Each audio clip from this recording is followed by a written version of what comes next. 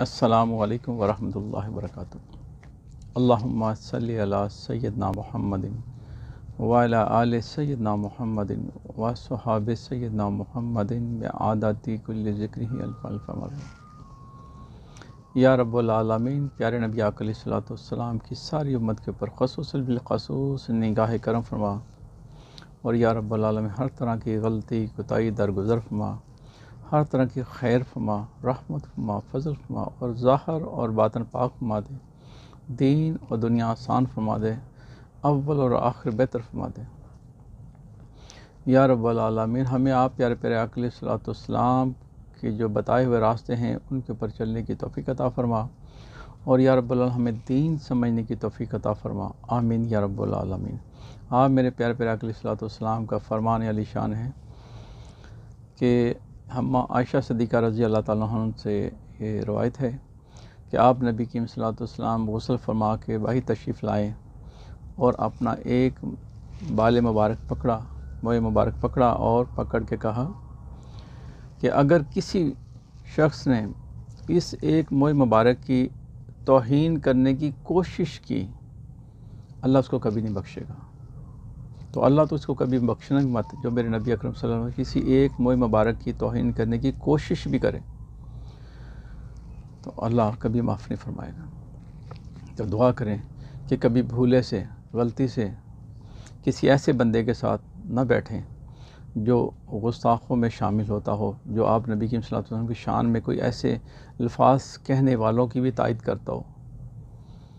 تو بس اللہ سے معافی مانگے، یا رب العالمین ایسے لوگوں سے ہمیں بچا، ظالموں سے بچا، یا رب العالمین جو بد کردار ہیں ان سے بچا۔ اللہ کے نبی آقا علیہ الصلوۃ والسلام کا فرمان علی شان ہے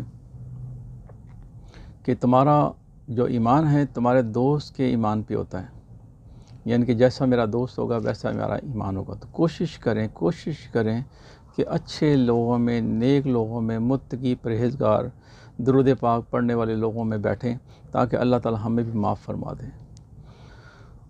اور اگر نہیں ہیں تو اگر دوست بھی اچھے ہیں لیکن متقی پرہیزگار نہیں ہے تو پھر ان کو دعوت دیں اسلام کی، تاکہ اسلام کی طرف آئیں، ذکر کی طرف آئیں، تو انشاءاللہ خیر و برکت ہوگی۔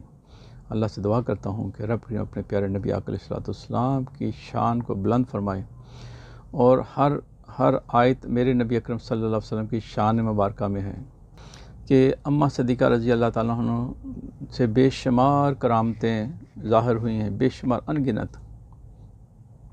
تو جب آپ نبی کی صلی اللہ علیہ وسلم سے حضرت صدیقہ اکبر کے گھر میں تشریف لے گئی اماں صدیقہ رضی اللہ تعالیٰ عنہ، تو وہاں جا کے انہوں نے درود مستغاث لکھا ہے۔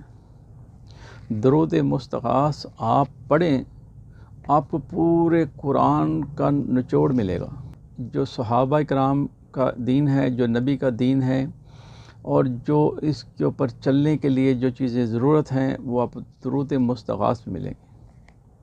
وہ پڑھیں۔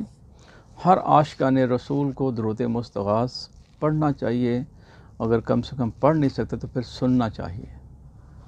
نیٹ پہ آپ سرچ کریں تو آپ کو مل جائے گا، تو آپ اس کو سنیں اور اردو ترجمے کے ساتھ سنیں، تو انشاءاللہ آپ کو پتہ چل جائے گا کہ اہل سنت والجماعت کا عقیدہ کیا ہے اور اپنے نبی سے محبت کیسے کرتے ہیں، یہ اماں صدیقہ رضی اللہ تعالیٰ نے ہمیں بتایا ہے۔ تو یہ ضرور پڑھیں، تو اپنے دوستوں کو بھی دعوت دیں، خود بھی آئیں، تو ذکر الہی، ذکر مصطفیٰ کریں۔ السلام علیکم ورحمۃ اللہ وبرکاتہ۔